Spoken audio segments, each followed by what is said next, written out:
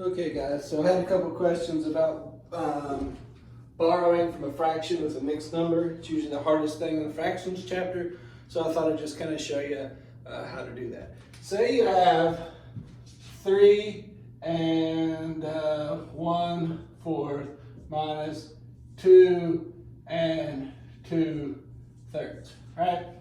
Well, in this case, the first thing, of course, you always need to do is find a common denominator. And we're going to find a common denominator between 4 and 3.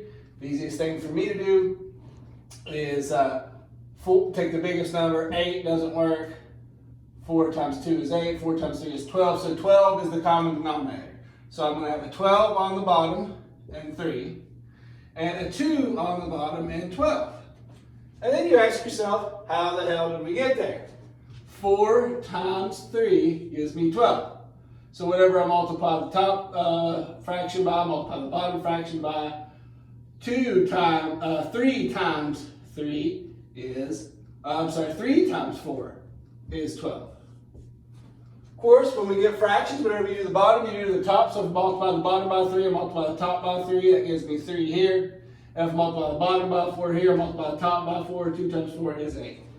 So now, I have 3 and 3/12 minus 2 and 8/12.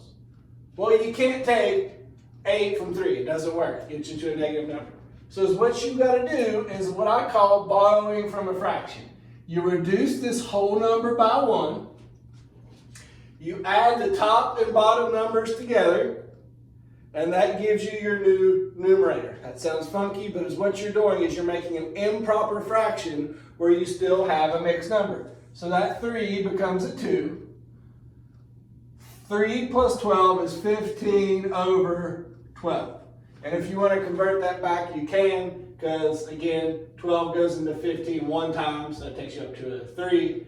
And you would still have 3 and 3/12. They're equivalent, but this is how you would rewrite 3 and 3/12, so you can subtract 2 and 8/12 from it.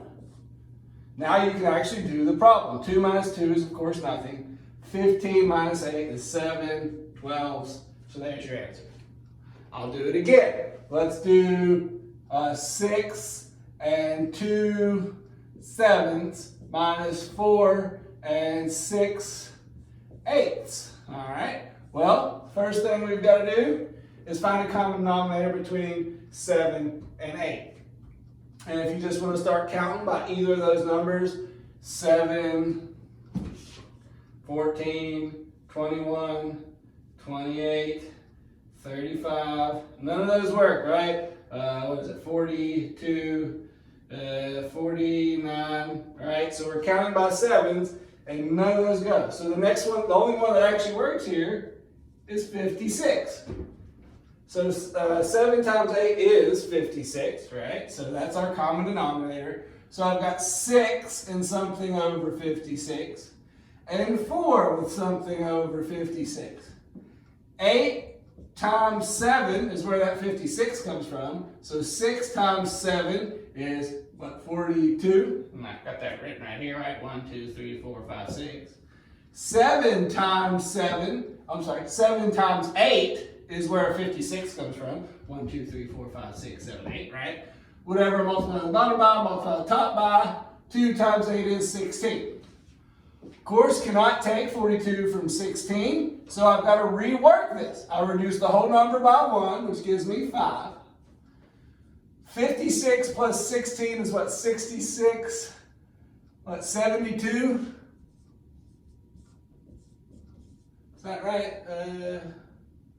Yep. And then 4 and 42 over 56. And then, of course, we need to do the subtraction. 72 minus 42 equals what, 30? So I've got 5 minus 4 is 1. And 30 over 56. Of course, this can reduce. We'll just divide by twosies. 2, 2. 1 and 15 over, it's 56 divided by 2. 24. 1 and 15, 24s. So hopefully that helps with borrowing from a fraction is what I call that. The book may give it another name, but that's how you leave them as mixed numbers and are able to do subtractions when the top numerator is smaller than the bottom numerator once you have a common denominator. Thanks.